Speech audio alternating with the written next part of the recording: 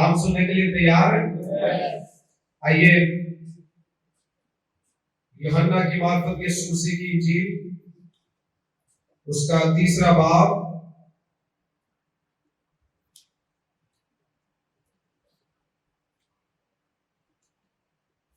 16वीं आयत से यूं लिखा है, क्योंकि खुदा ने दुनिया से ऐसी मोहब्बत रखी कि उसने अपना इकलौता बेटा बख्श दिया, ताकि जो कोई उस पर ईमान लाए हलाक ना हो बल्कि हमेशा की जिंदगी पाए। आमीन। हम क्रिसमस सीजन का आगाज कर रहे हैं। खुदावंद यीशु मसीह की आमद है। यादगारी के तौर पर क्रिसमस सेलिब्रेट किया जाएगा। कई एक तैयारियां, मुख्तलिफ किस्म के मलबूसात, घरों में डेकोरेशंस, हम भी इस वीक में थोड़ी बहुत डेकोरेशन करेंगे। और भी कई एक ऐसी चीजें हैं जो क्रिसमस पर होती है। पर असल तैयारी दुआ और कलाम से, वो बातें बहुत जरूरी है, करनी चाहिए। जो कुछ हमारे बातन में होता है वो इसी तरह उसका इजहार है। चीजों का इजहार ऐसे ही होता है। जैसे हम तौबा करते हैं या हम खुदा के ज़रूर बपतिस्मा लेते हैं, तो असल में हमारी बातनी तब्दीली है। पानी का बपतिस्मा जो है वो हमें तब्दील नहीं करता है। हम जो बातनी तौर पर अपने आप को खुदावंद के सुपुर्द करते हैं, तो उसका ज़ाहिरी इजहार हम खुदावंद के हुजूर लोगों के सामने पानी का बपतिस्मा लेकर। इसी तरह जब हमारे ईमान का हिस्सा है कि खुदावंद यीशु मसीह 2000 साल से भी ज्यादा अरसा पहले आए और हमारी निजात के लिए आए, तो उसकी सेलिब्रेशन जो है वो इस तरह की चीजों से जाहिर होती है।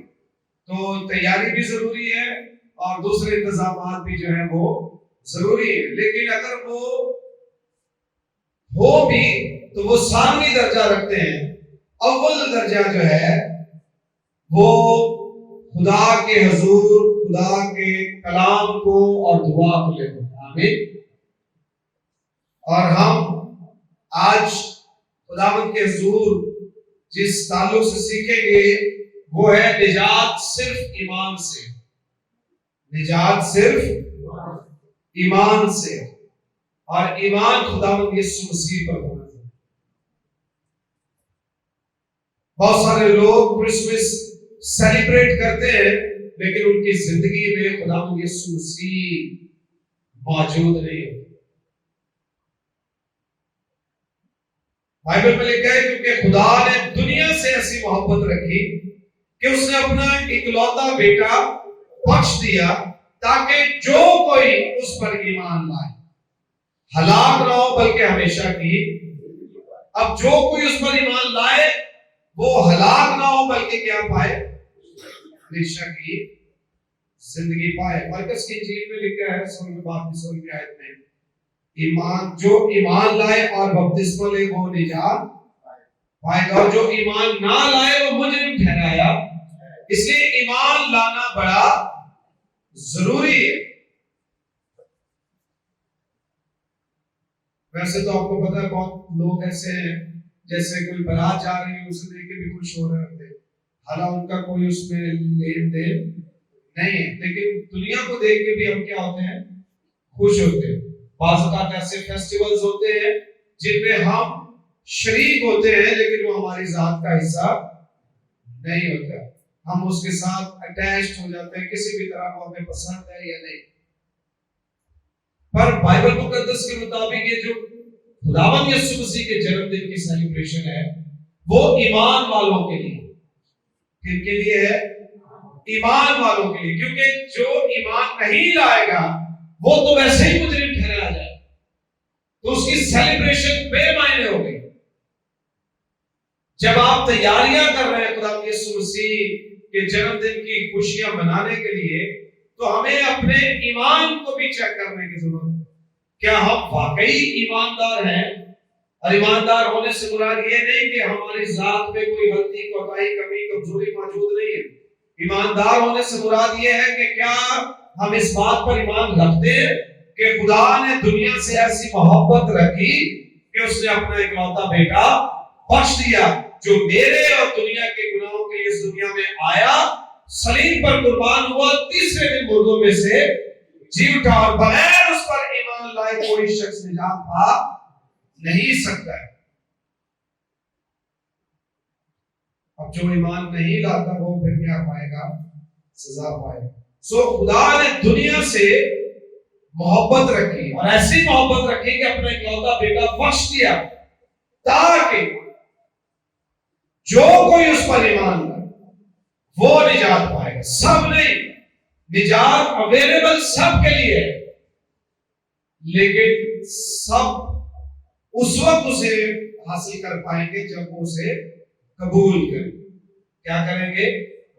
कबूल करेंगे, अपनी जिंदगी खुदा के सुपुर्द करेंगे, इस बात के मुतरिफ होंगे कि हम गुनहगार हैं, क्योंकि मसीह गुनहगारों के लिए, मसीह उस दुनिया में आए जहां लोग नाफरमान भटके हुए थे, लेकिन जब हम अपने गुनाहों में मुर्दा ही थे तो मसीह हमारे खातिर, तो वो हमें बचाने, छुड़ाने और निजात देने आए।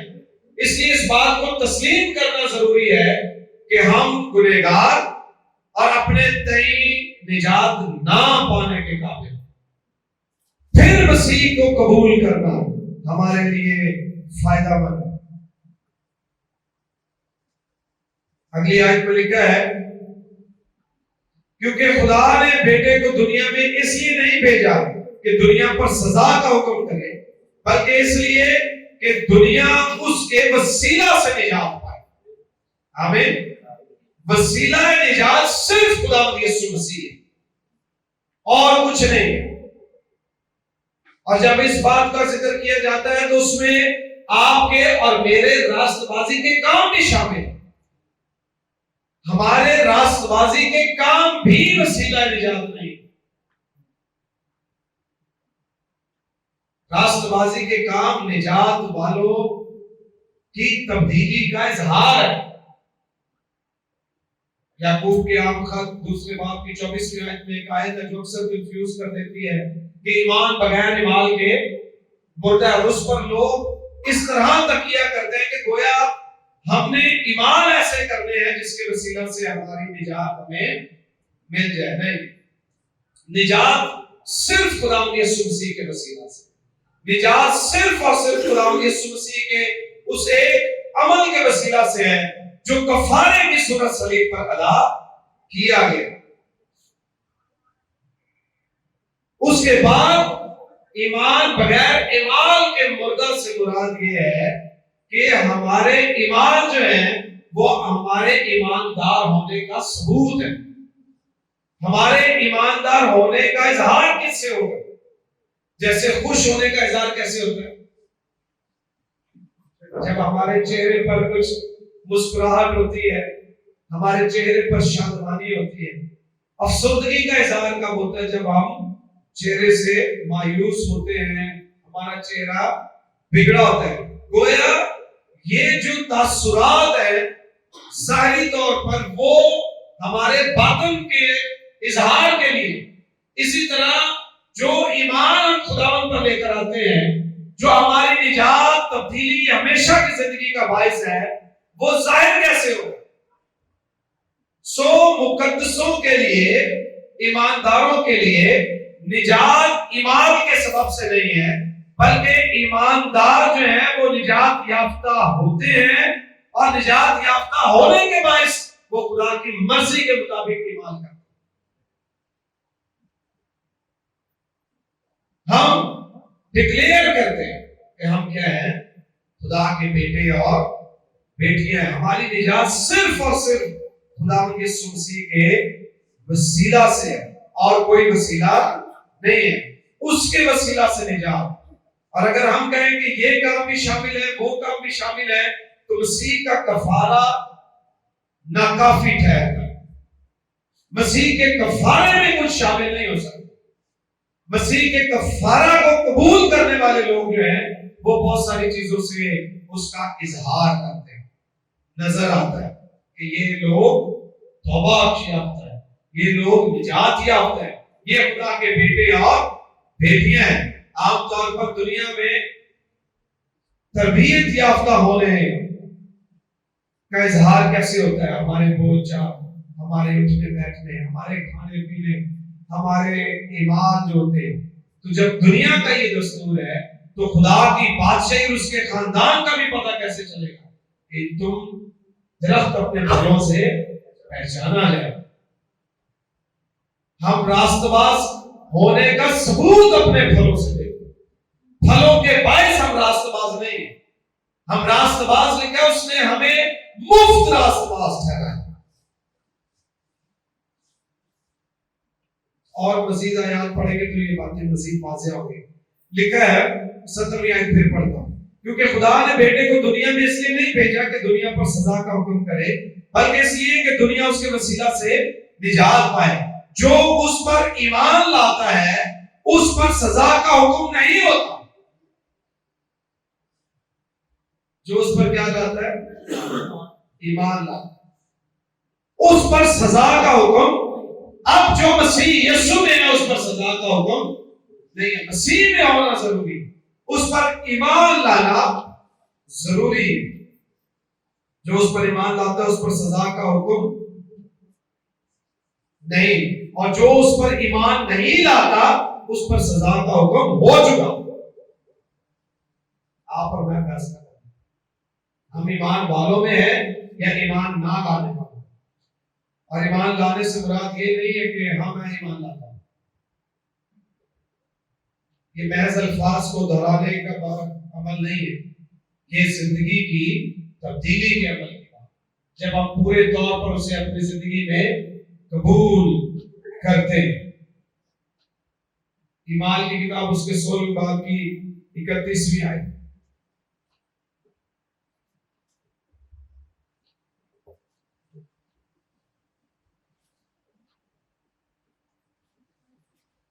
ईमान की किताब 16वें बाब 31 में उन्होंने कहा, खुदावंद यीशु पर ईमान ला तो तू और तेरा घराना निजात पाएगा। आप देखिएगा जहां भी निजात का जिक्र है वहां ईमान का जिक्र है। और ईमान किस पर? खुदावंद यीशु मसीह, ना अपनी जात पर ना अपने कामों पर, सिर्फ उस जात पर ईमान। तू खुदावंद यीशु पर ईमान ला तो तू और तेरा घराना निजात पाए। सो निजात किस तरह है? खुदावंद यीशु मसीह पर ईमान लाने से। इफ्सियों का खत 2 बाब उसकी 8वीं आयत। आज हम फाउंडेशन रख रहे हैं, इसलिए काफी आयत आपको पढ़नी होगी ताकि फिर हम अच्छे तौर पर क्रिसमस का जो हमारा मेन सरमन होगा वो आप तक पहुंचाया जा सके। इफ्सियों उसका 2 बाब और 8वीं आयत में लिखा है, क्योंकि तुमको ईमान के वसीला से फजल ही से निजात मिली। अब ये जो स्ट्रेस के लिए ही लफ्ज इस्तेमाल किया गया है, तुमको ईमान के वसीला से फजल ही से निजात मिली। किससे निजात मिली है? फजल। और फजल का मतलब क्या है? किसी को पता?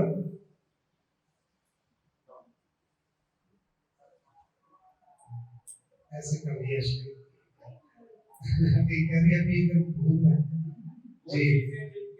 खुदावंद की तरफ से हमें मिलता है वो फजल।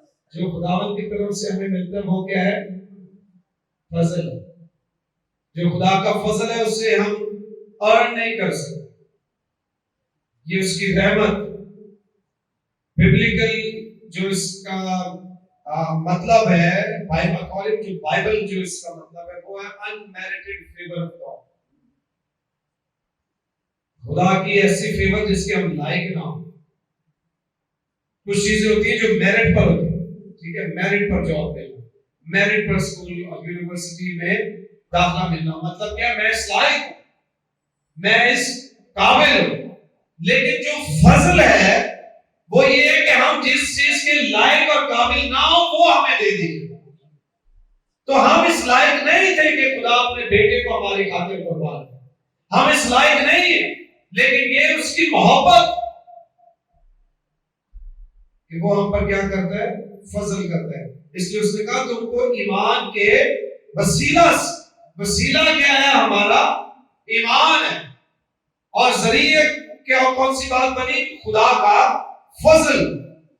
तुमको ईमान के वसीला से फजल ही से निजात मिली, फजल ही से निजात मिली, और कोई बात नहीं, कोई आपकी खूबी नहीं है, हमारी कोई ऐसी खूबी नहीं है, उसके फजल ही से निजात मिली।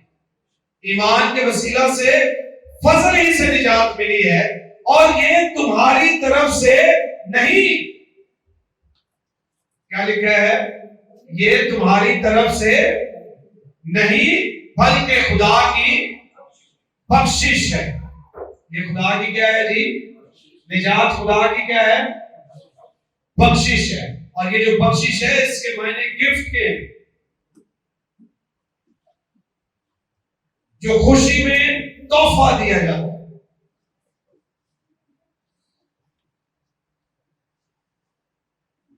ये वो बख्शीश नहीं है जो आमतौर पर हम किसी पर तरस खाकर उसको दे देते।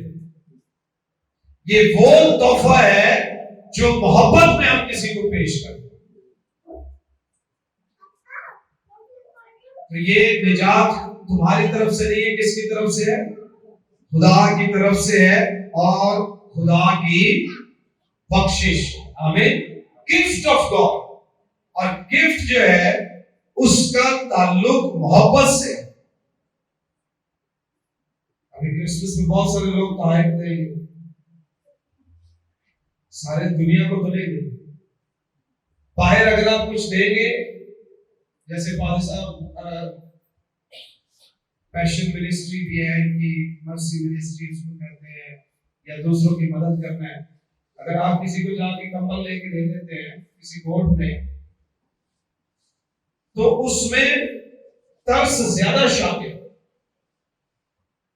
रहम ज्यादा शामिल, कि ये इस लायक नहीं है, मुझे इसकी क्या करनी चाहिए, मदद करनी। लेकिन जब ये अपनी बहन को या अपनी बेटी को गिफ्ट करेंगे, क्रिसमस पे कोई ड्रेस दे दिया या कोई और चीज दे दी, उसमें तरस और रहम शामिल नहीं है, उसमें रिश्ता और मोहब्बत शामिल।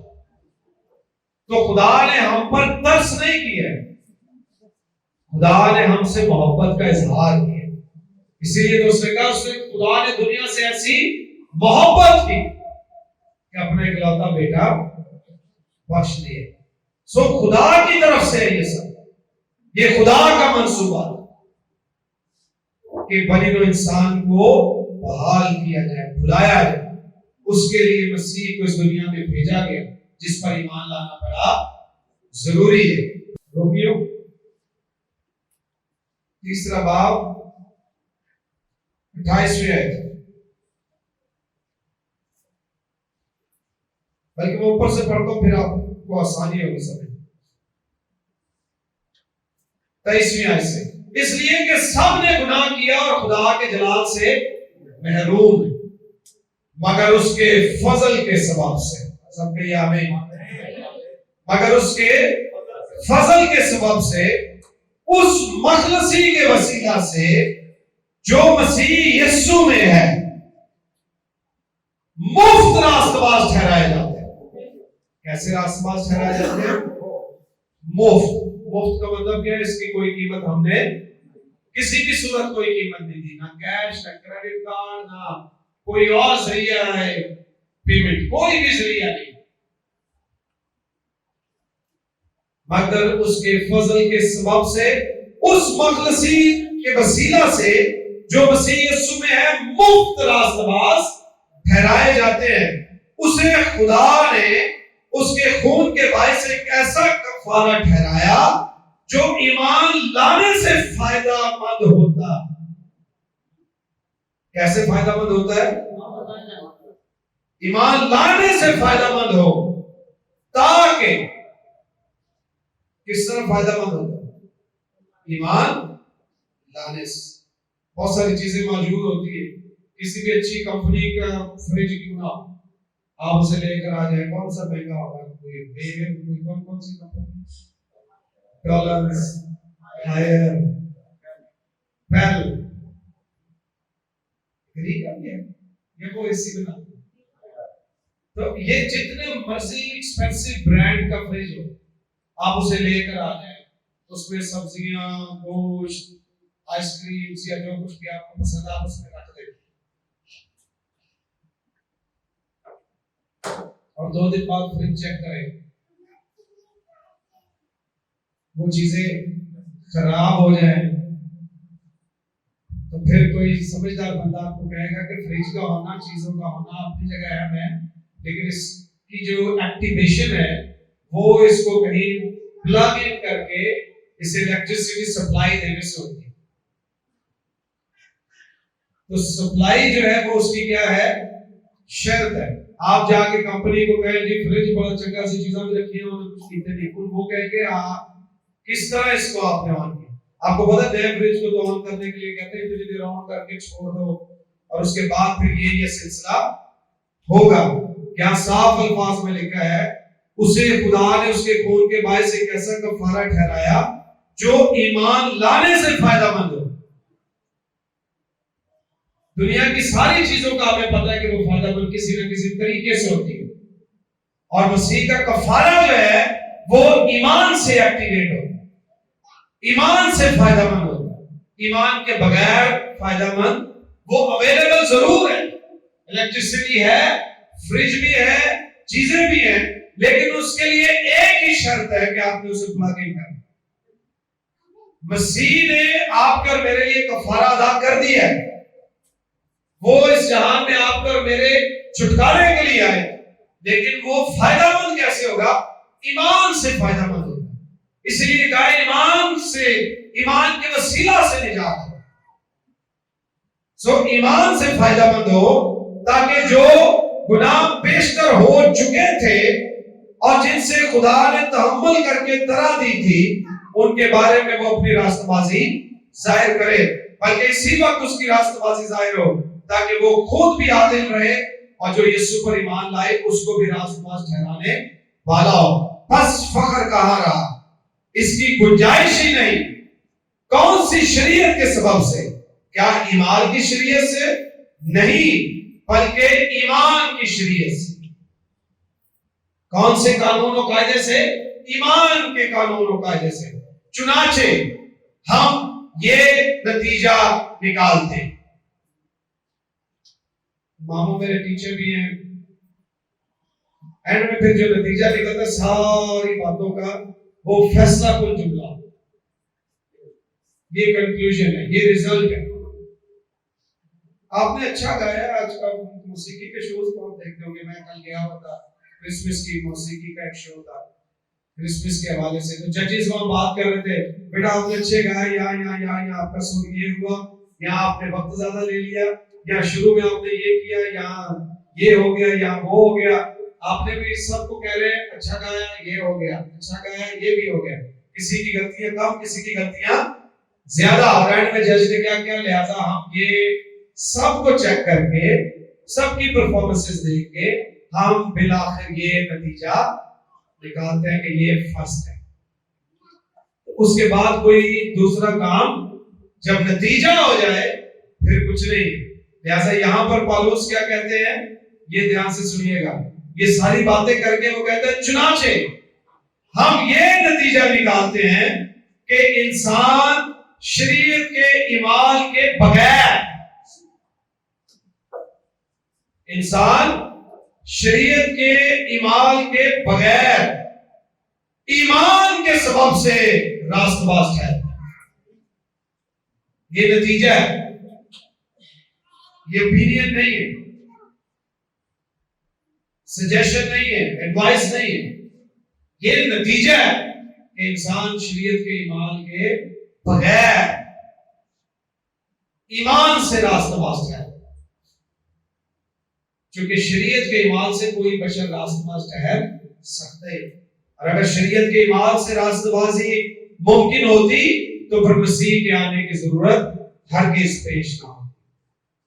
क्योंकि शरीयत के इमाल में से शराइत ये थी कि अगर किसी ने एक हुक्म तोड़ा तो उसने सारी शरीयत को तोड़ दिया, वो सजा का मुस्तहिक हो। तो हम क्या नतीजा निकालते हैं कि हमें ईमान से निजात मिली। हमें रोमियो ही का खत है, अगला एक चैप्टर है, इसके बाद 5वां बाब, बल्कि पहले 4थे बाब की 5वीं आयत पढ़ देते हैं। मगर जो शख्स काम नहीं करता बल्कि बेदीन के रास्तबाज ठहराने वाले पर ईमान लाता है, बेदीन के रास्तबाज ठहराने वाले खुदा पर ईमान लाता है, उसका ईमान उसके लिए रास्तबाजी गिना जाता है।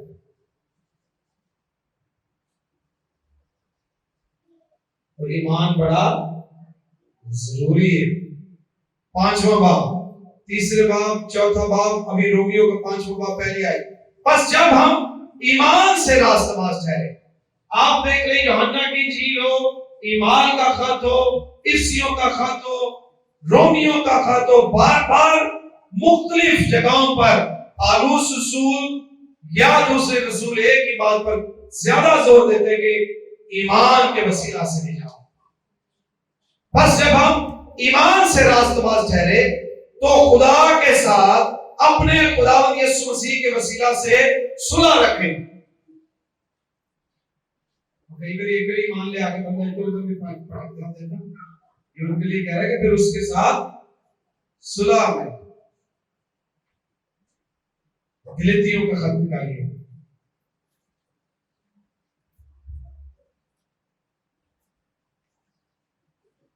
गलतियों का खत 2रा बाब,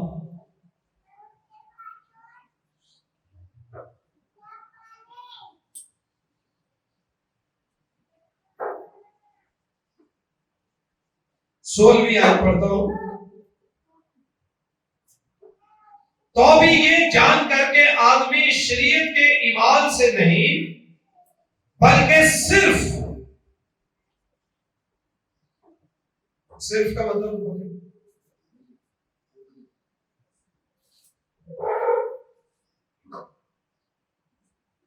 अच्छा, आपको पता है आजकल शादियों का सीजन है, कई बार आजकल तो व्हाट्सएप पे शादी कार्ड जाते हैं। पुराने वक्तों में जब शादी कार्ड तकसीम किए जाते थे, फिर कार्ड देते लिखते सब कल्ले बंदे को बुलाना होता है मिस्टर फला, 2 बुलाने दे सकते मिस्टर एंड मिसेस, और अगर सबको बुलाना होता तो आसिफ एंड फैमिली।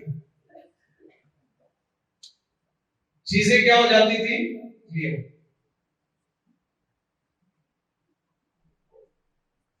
सिर्फ का मतलब है बस, ओनली, इसके अलावा और कुछ नहीं।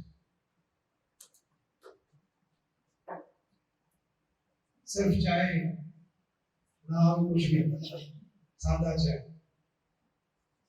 तो यहां क्या लिखा है? तो भी ये जानकर के आदमी शरीयत के ईमान से नहीं बल्कि सिर्फ यीशु मसीह पर ईमान लाने से रास्तबाज ठहरे। खुद भी मसीह यीशु पर ईमान लाए ताकि हम मसीह पर ईमान लाने से रास्तबाज ठहरे, ना कि शरीयत के ईमान से, क्योंकि शरीयत के ईमान से कोई बशर रास्तबाज नहीं ठहरे।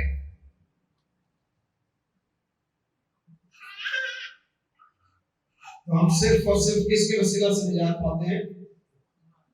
ईमान के वसीला से। आमीन, आमीन।